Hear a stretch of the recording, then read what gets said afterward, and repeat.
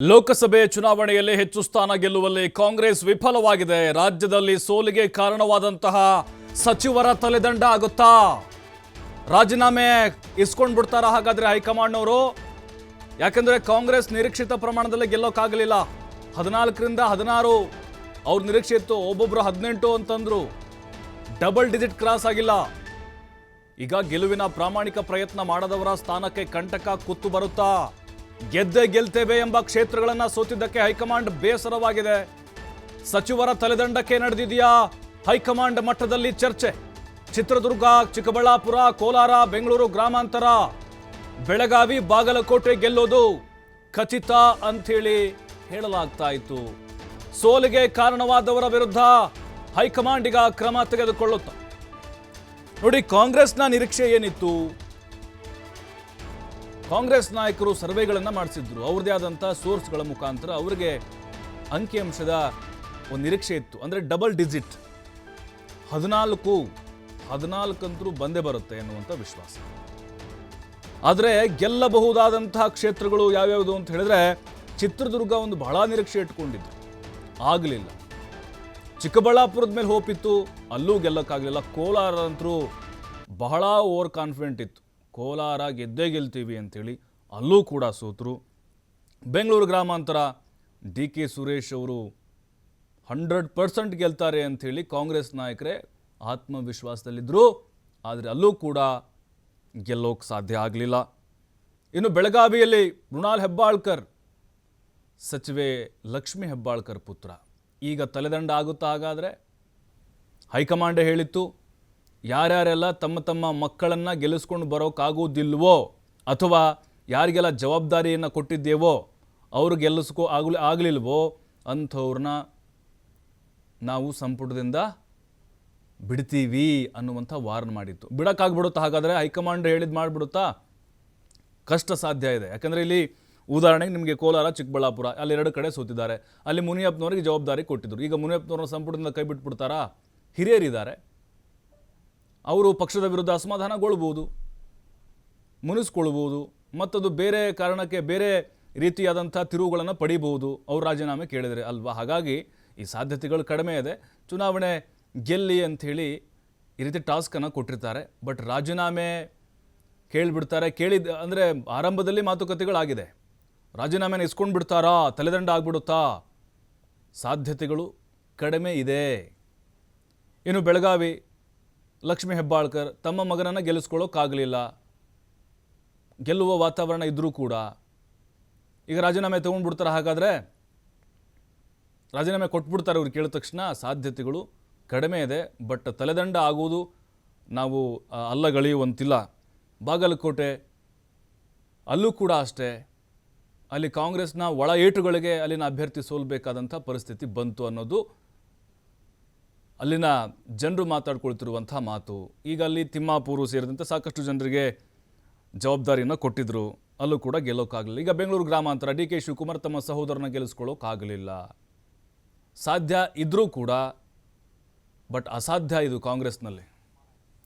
ಮತ್ತಷ್ಟು ಮಾಹಿತಿ ಶಿವಕುಮಾರ್ ಹೇಳ್ತಾರೆ. ಶಿವಕುಮಾರ್ ಈಗ ತಮ್ಮ ಮಕ್ಕಳನ್ನು ಗೆಲ್ಲಿಸ್ಕೊಂಡು ಬರುವಂಥ ಜವಾಬ್ದಾರಿ ಜೊತೆಗೆ ತಮ್ಮ ಅಭ್ಯರ್ಥಿಗಳನ್ನು ಗೆಲ್ಲಿಸ್ಕೊಂಡು ಬರುವಂಥ ಜವಾಬ್ದಾರಿ ಕೊಟ್ಟಿದ್ದರು. ಈಗ ಸೋತ್ಬಿಟ್ರು ಅನ್ನುವಂಥ ಕಾರಣಕ್ಕೆ ತಲೆದಂಡ ಆಗಿಬಿಡುತ್ತಾ? ಅಷ್ಟು ಸುಲಭನಾ ಅನ್ನೋದು? ಯಾಕಂದರೆ ಹಿರಿಯರು ಕೂಡ ಇದ್ದಾರೆ, ಅನುಭವಿಗಳಿದ್ದಾರೆ, ಈ ರೀತಿಯಾಗಿ ಆಗಬಹುದಾ ಅನ್ನೋದು ಪ್ರಶ್ನೆ.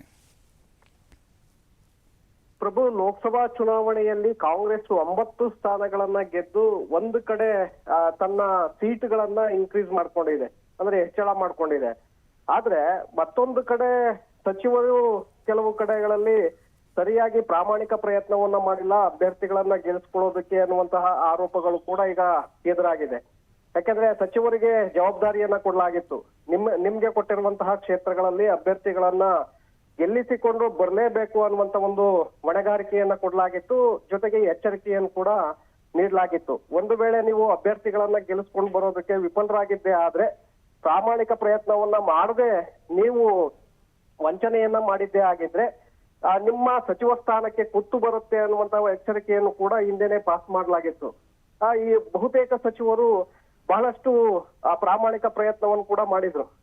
ಯಾಕೆಂದ್ರೆ ಪ್ರಾಮಾಣಿಕ ಪ್ರಯತ್ನವನ್ನ ಮಾಡಿದೆಯೂ ಇಲ್ಲಿ ಸೋಲನ್ನ ಕಂಡಿದೆ. ಈಸಿಯಾಗಿ ಗೆಲ್ಲುವಂತಹ ಕ್ಷೇತ್ರಗಳಿದ್ದು ಆ ಕ್ಷೇತ್ರಗಳಲ್ಲಿ ಸಚಿವರು ಸರಿಯಾಗಿ ಜವಾಬ್ದಾರಿಯನ್ನ ನಿರ್ವಹಣೆ ಮಾಡದೆ ವಿಫಲರಾಗಿದ್ದಾರೆ. ಅಂತಹ ಸಚಿವರನ್ನ ಸಂಪುಟದಿಂದ ಕೈ ಬಿಡಬೇಕು ಅನ್ನುವಂತಹ ಒತ್ತಾಯಗಳು ಕೂಡ ಈಗಾಗಲೇ ಸ್ಥಳೀಯ ಮಟ್ಟದಲ್ಲಿ ಹೇಳ್ತಾ ಇದೆ. ಸ್ಥಳೀಯ ಮುಖಂಡರು ಕಾರ್ಯಕರ್ತರುಗಳು ಕೂಡ ಈಗಾಗಲೇ ಸರಿಯಾಗಿ ಕೆಲಸವನ್ನ ಮಾಡಲಿಲ್ಲ, ಪ್ರಾಮಾಣಿಕ ಪ್ರಯತ್ನವನ್ನ ಮಾಡಲಿಲ್ಲ, ಅಭ್ಯರ್ಥಿಗಳ ಪರವಾಗಿ ಯಾವುದೇ ರಣತಂತ್ರಗಳನ್ನ ಮಾಡಲಿಲ್ಲ, ಕ್ಷೇತ್ರಗಳಿಗೆ ಕಾಲಿಡ್ಲಿಲ್ಲ ಅನ್ನುವಂತಹ ಆರೋಪಗಳು ಕೂಡ ಈಗಾಗಲೇ ಎದುರಾಗ್ತಾ ಇದೆ.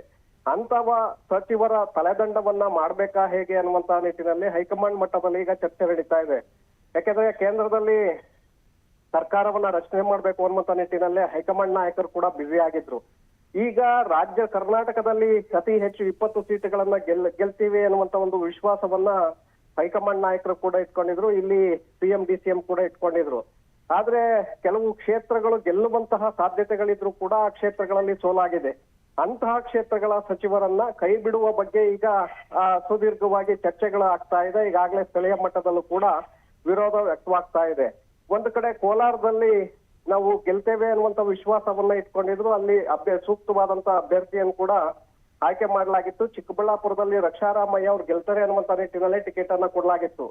ಅಲ್ಲಿ ಮುನಿಯಪ್ಪ ಅವ್ರಿಗೂ ಕೂಡ ಜವಾಬ್ದಾರಿಯನ್ನ ಕೊಡಲಾಗಿತ್ತು. ಒಂದು ಕಡೆ ಕೋಲಾರದ ಅಭ್ಯರ್ಥಿ ಸೋಲೋದಕ್ಕೆ ಮುನಿಯಪ್ಪ ಅವರು ಕಾರಣ ಅನ್ನುವಂತಹ ಸ್ಥಳೀಯ ಮಟ್ಟದ ಕಾರ್ಯಕರ್ತರ ಆರೋಪಗಳು ಈಗಾಗಲೇ ಎದುರಾಗ್ತಾ ಇದೆ. ಚಿಕ್ಕಬಳ್ಳಾಪುರದ ಉಸ್ತುವಾರಿಯನ್ನ ಮುನಿಯಪ್ಪ ಅವರಿಗೆ ಕೊಡಲಾಗಿತ್ತು. ಅಲ್ಲೂ ಕೂಡ ಅವರು ಪ್ರಾಮಾಣಿಕ ಪ್ರಯತ್ನವನ್ನ ಮಾಡಿಲ್ಲ ಅನ್ನುವಂತಹ ಆರೋಪಗಳು ಈಗಾಗಲೇ ಎದುರಾಗ್ತಾ ಇದೆ. ಸೊ ಅದರ ಜೊತೆಗೆ ಬಾಗಲಕೋಟೆಯಲ್ಲಿ ಸಂಯುಕ್ತಾ ಪಾಟೀಲ್ ಅವರು ಗೆಲ್ತಾರೆ ಅನ್ನುವಂತ ಲೆಕ್ಕಾಚಾರಗಳಿತ್ತು.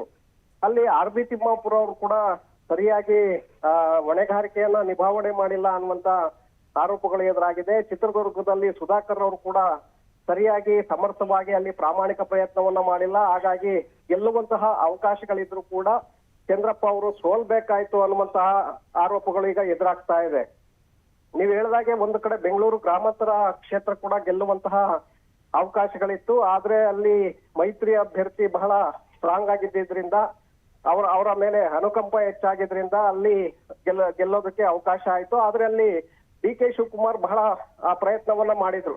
ಸಹೋದರನನ್ನ ಗೆಲ್ಲಿಸ್ಕೊಳ್ಬೇಕು ಅಂತೇಳಿ ಬಹಳಷ್ಟು ಪ್ರಯತ್ನವನ್ನ ಮಾಡಿದ್ರು. ಅವರೆಲ್ಲೂ ಕೂಡ ಆ ಪ್ರಯತ್ನದಲ್ಲಿ ವಿಫಲರಾಗಿರ್ಲಿಲ್ಲ, ಹಿಂದೇಟನ್ನ ಹಾಕಿರ್ಲಿಲ್ಲ. ಹಾಗಾಗಿ ಅಂತವರನ್ನ ಬಿಟ್ಟು ಉಳಿದ ಈ ಸಚಿವರು ಅಸಡ್ಡೆಯನ್ನ ತೋರಿದ್ದಾರೆ ಅನ್ನುವಂತಹ ಆರೋಪಗಳು ಏನು ಸ್ಥಳೀಯ ಮಟ್ಟದಲ್ಲಿ ಕೇಳಿ ಬರ್ತಾ ಇದೆ. ಅಂತಹ ಸಚಿವರನ್ನ ಕೆಳಗಿಳಿಸುವಂತಹ ಒಂದು ನಿರ್ಧಾರವನ್ನ ಹೈಕಮಾಂಡ್ ತೆಗೆದುಕೊಳ್ಬಹುದು ಅನ್ನುವಂತ ಚರ್ಚೆಗಳು ಈಗ ಶುರುವಾಗಿದೆ. ಪ್ರಭು, ಥ್ಯಾಂಕ್ ಯು ಶಿವಕುಮಾರ್ ಮಾಹಿತಿಗಾಗಿ.